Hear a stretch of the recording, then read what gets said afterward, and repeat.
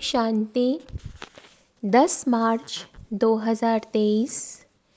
प्यारे बाबा की मीठी मधुर वाणी। मीठे लाडले बच्चे, तुम्हारी है रूहानी याद की यात्रा। तुम्हें शरीर को कोई तकलीफ़ नहीं देनी है। चलते फिरते, उठते बैठते बुद्धि से बाप को याद करो। प्रश्न है, सदा खुशी किन बच्चों को रहती है? स्थायी खुशी ना रहने का कारण क्या है? उत्तर, जो पुरानी दुनिया, पुराने शरीर से ममत्व तोड़ बाप और वर्षे को याद करते हैं, उन्हें ही स्थायी खुशी रहती है। जिनकी याद की यात्रा में माया के तूफान आते, अवस्था ठंडी हो जाती, उनकी खुशी स्थायी नहीं रहती। जब तक भविष्य राजाई इन आँखों से नहीं देखते हैं, तब तक खुशी कायम नहीं रह सकती।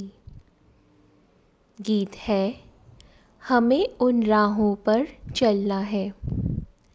ओम शांति। यह बाप कहते हैं बच्चों प्रति, यह तो समझने की बात है, इतने बच्चे सिवाय प्रजापिता ब्रह्मा के और किसके होते नहीं। श्री कृष्ण को कभी प्रजापिता नहीं कहा जाता। नाम गाया हुआ है ना, प्रजापिता ब्रह्मा। जो होकर गए हैं वह इस समय प्रेजेंट है। तो प्रजापिता ब्रह्मा की संतान ब्रह्मा कुमार कुमारियाँ ढेर हैं। यह है प्रजापिता ब्रह्मा की औलाद। तो ज़रूर प्रजापिता ब्रह्मा का भी कोई बाप होगा ना। बच्चे जानते हैं हमारा दादा परमपिता परमात्मा शिव है। वह अब नई दुनिया रच रहे हैं, अर्थात पुरानी दुनिया को नई बना रहे हैं। इस पुरानी दुनिया में यह तन भी पुराने हैं। नई दुनिया में सतो प्रधान नए तन होते हैं। वह कैसे होते हैं? देखो, इन लक्ष्मी नारायण को, यह है नई दुनिया के नए तन। इन्हों की महिमा भारतवासी जानते हैं। यह स्वर्ग, नई दुनिया, नए विश्व के मालिक हैं। नई दुनिया जो थी, अब वह पुरानी है। 84 जन्म लड़ लेने पड़ते हैं ना, इनका भी पूरा हिसाब है। कौन पूरे 84 जन्म लेते हैं? सब तो नहीं लेते। 84 जन्म सिर्फ वही लेते हैं जिनका आदि से अंत तक पाठ है। जो पहले इस सृष्टि पर थे। हर एक बात लाडले बच्चे को धारण करनी है। यहाँ कोई मनुष्य को नहीं समझाते। यह तो निराकार परमपिता परमात्मा मनुष्य तन में बैठ समझाते हैं। बलिहारी उनकी है। वह नहीं समझाते तो हम कुछ भी नहीं जानते। हम तो बिल्कुल तुच्छ बुद्धि थे। अभी रचयिता और रचना के आदि मध्य अंत को जाना है। हु इज़ हु इस बेहद ड्रामा में सबसे मुख्य पाठधारी कौन कौन है? यह अविनाशी बना बनाया ड्रामा है। गाते भी हैं, बनी बनाई बन रही। गायन भक्ति मार्ग में करते हैं, परंतु यह अभी समझाया जाता है कि यह ड्रामा का खेल कैसे बना हुआ है। बाप बैठ समझाते हैं, लाडले बच्चे, यह तो तुम जान गए हो कि तुमको यात्रा पर चलना है। मनुष्य यात्रा पर बहुत कष्ट सहन करके जाते हैं। अभी तो एरोप्लेन, ट्रेन आदि बहुत सहज निकली है। आगे तो मनुष्य पैदल यात्रा पर जाते थे। चलते चलते तूफान लगते हैं। मनुष्य बेहाल हो जाते थे, फिर कोई वापस लौट आते थे।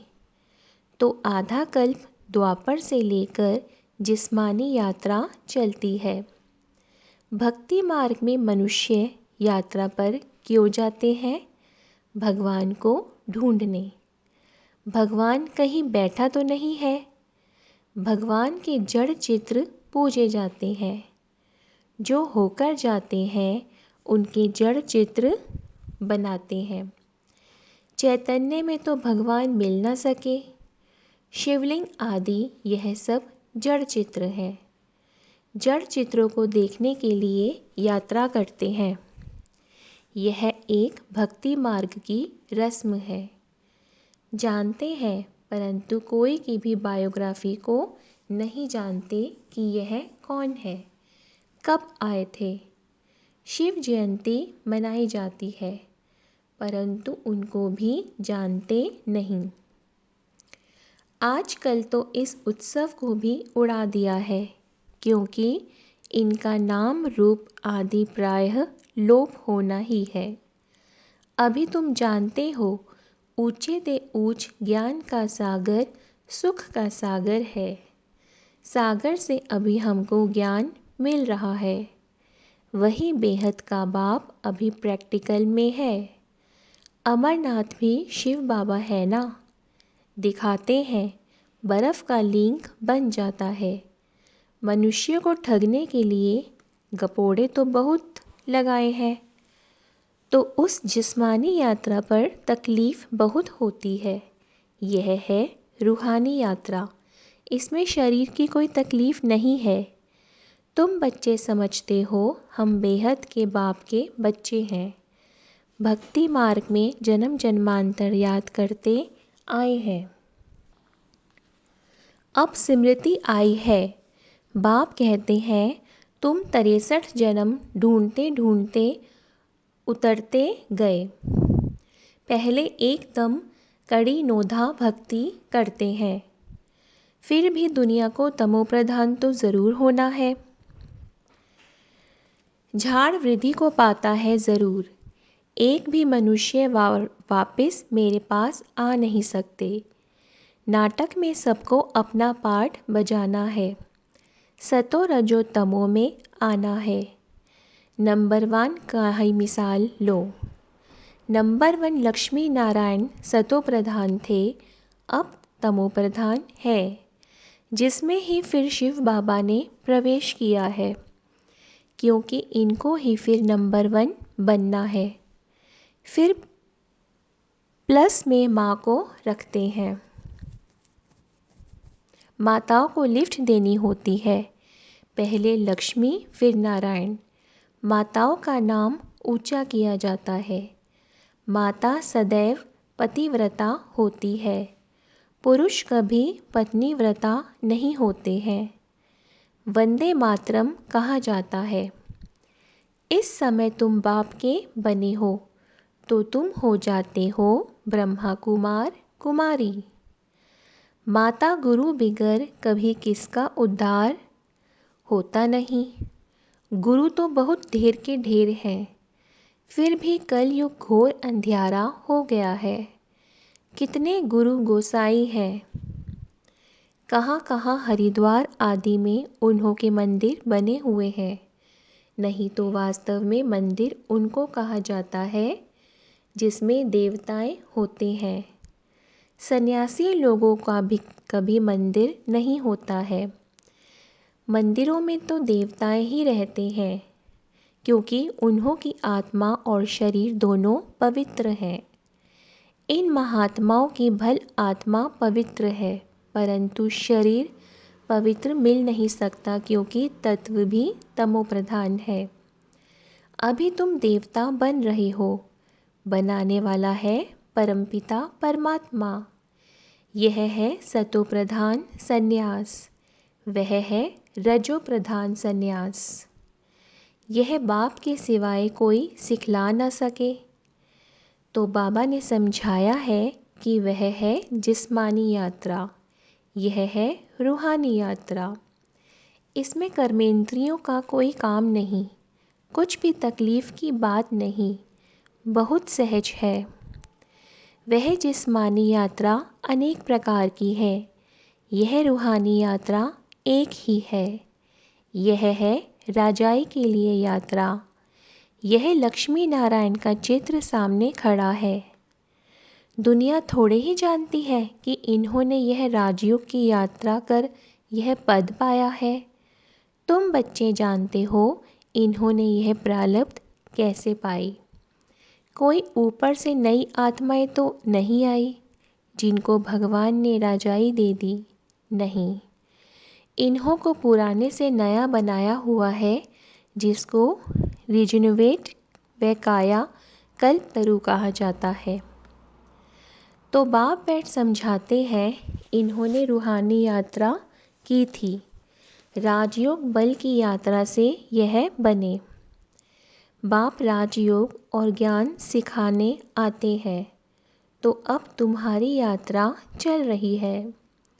तुम बैठे हुए अथवा चलते फिरते उठते बैठते यात्रा पर हो। तुम सिर्फ बुद्धि से बाप को याद करते हो। याद से ही दौड़ी पहनते हो और तुम्हारे विकर्म विनाश होते हैं।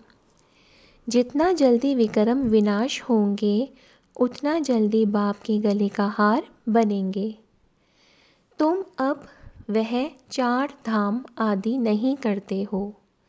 वह सब भक्ति मार्ग के जिस्मानी तीर्थों पर जाए, वहाँ से फिर लौट आकर घर में विकर्मी बनते हैं।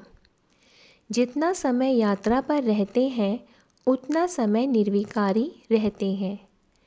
आजकल तो हरिद्वार में जाकर देखो, पंडे लोग बड़े गंदे रहते हैं।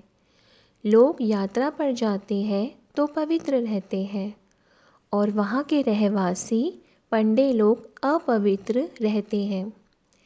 तुम्हारी यात्रा कितनी स्वच्छ है। कुछ भी धक्का आदि नहीं खाना है। बाबा कहते हैं, लाडले बच्चे, उठते बैठते चलते फिरते सिर्फ मुझे याद करो। यह आत्माओं से बात कर रहे हैं। आत्मा इन ऑर्गन्स द्वारा सुनती है। आत्मा मुख से बोलती है, आँखों से देखती है। आत्माएं इन आँखों से दिखाई नहीं पड़ती, ना परमात्मा दिखाई पड़ता। दोनों को दिव्य दृष्टि बिगर देखा नहीं जा सकता, समझा जाता है। तब कहते हैं हमारे में आत्मा है। हमारी आत्मा दुखी है। हमारी आत्मा एक शरीर छोड़ दूसरा जाकर लेती है। आत्मा बोलती है ना। परमात्मा भी आत्मा से बात करते हैं। हे लाडले बच्चे आत्माएं, अब तुमको मेरे पास आना है। मैं तुमको यात्रा सिखलाता हूँ।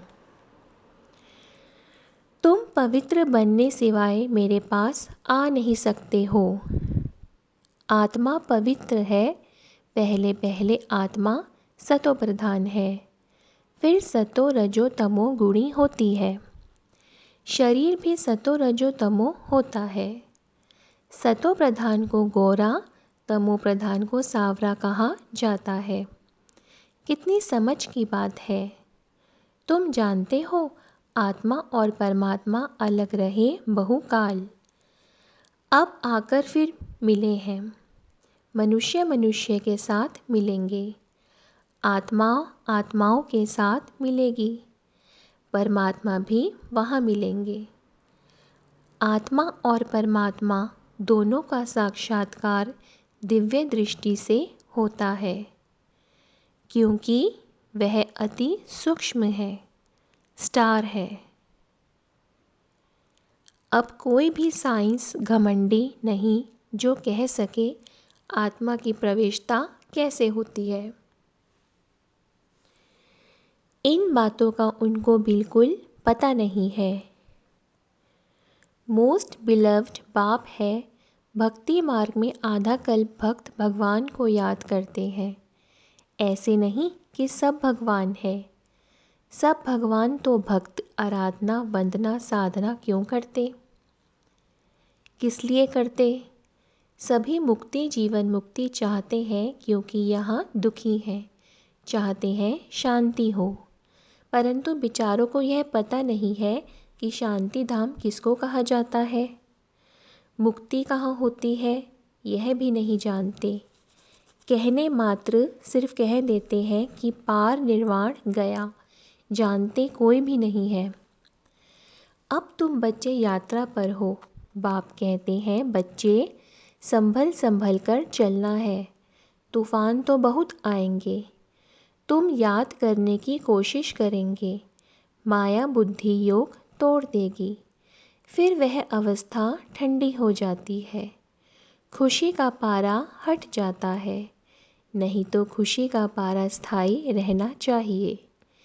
इन आँखों से वह राजाई देखते हैं तो खुशी कायम रहती है। यहाँ तुम बुद्धि योग से जानते हो कि राजाई मिलती है। राजाई के लिए हम पढ़ रहे हैं, इन आँखों से नहीं देखते हो, इसलिए माया घड़ी घड़ी भुला देती है। बाबा कहते हैं गृहस्थ व्यवहार में रहते हुए कमल फूल समान रहो। पुरानी दुनिया, पुराने शरीर, सबसे ममत्व तोड़ते जाओ। एक बाप को याद करो। पहले तुमको बाप के पास जाना है, फिर नई दुनिया में आना है। बाप और वर्षे को याद करो। फिर जब हम यहाँ आएंगे तो वह होगी प्रारब्ध। उसको याद नहीं करेंगे। अभी हम पुरुषार्थ करते हैं भविष्य प्रारब्ध पाने के लिए। यहाँ मनुष्य पुरुषार्थ करते हैं यहाँ की आजीविका के लिए। हम भविष्य की आजीविका के लिए पुरुषार्थ करते हैं। गृहस्थ व्यवहार में रहते फिर यह कोर्स भी उठाना है, नॉलेज को धारण करना है। फिर तुमको पुरुषार्थ नहीं करना होगा। वहाँ तुम पुरुषार्थ नहीं करते, प्रारब्ध भोगते हो। तुम जानते हो हम भविष्य बनाते हैं, वहाँ प्रारब्ध भोगेंगे। वहाँ याद नहीं रहती कि हम प्रारब्ध भोगते हैं। फिर तो पुरुषार्थ भी याद पड़े। पुरुषार्थ और प्रारब्ध दोनों ही भूल जाते हैं। प्रारब्ध भोगते रहते हैं, पास्ट का पता नहीं रहता। अभी तुम पास्ट, प्रेजेंट, फ्यूचर को जानते हो। और कोई मनुष्य तो पास्ट, प्रेजेंट, फ्यूचर को जानते हो। इसको कहा जाता है त्रिकालदर्शी। बाबा ने रूहानी यात्रा और जिस्मानी यात्रा का कॉन्ट्रास्ट भी अच्छे रीति समझाया है। जिस्मानी यात्रा जन्म जन्मांतर करते आए, यह रूहानी यात्रा है एक जन्म की। स्वर्ग में जाएंगे, फिर लौट कर इस मृत्यु लोक में आना नहीं है। अच्छा मीठे मीठे सिकिलदे बच्चों प्रति माता पिता बाप दादा का याद प्यार और गुड मॉर्निंग। रूहानी बाप की रूहानी बच्चों को नमस्ते। हम रूहानी बच्चों की रूहानी बाप दादा को नमस्ते। धारणा के लिए मुख्य सार। पहला, सतो प्रधान संन्यास से आत्मा और शरीर दोनों को पवित्र बनाना है। पुरानी दुनिया और पुराने शरीर से ममत्व तोड़ देना है। दूसरा, त्रिकालदर्शी बन पास्ट, प्रेजेंट, फ्यूचर को बुद्धि में रख पुरुषार्थ करना है।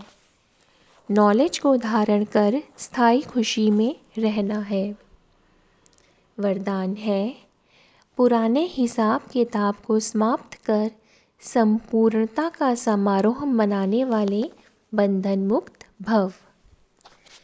इस पराये देश में जब सभी बंधन मुक्त आत्मा बन जाते हैं, तब बाप आकर स्वरूप और स्वदेश की स्मृति दिलाकर बंधन मुक्त बनाए स्वदेश में ले जाते हैं और स्वराज्य अधिकारी बनाते हैं।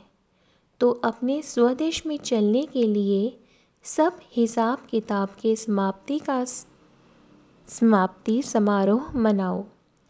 जब अभी यह समारोह मनाएंगे तब अंत में संपूर्णता समारोह मना सकेंगे। बहुत काल के बंधन मुक्त ही बहुत काल के जीवन मुक्त पद को प्राप्त करते हैं।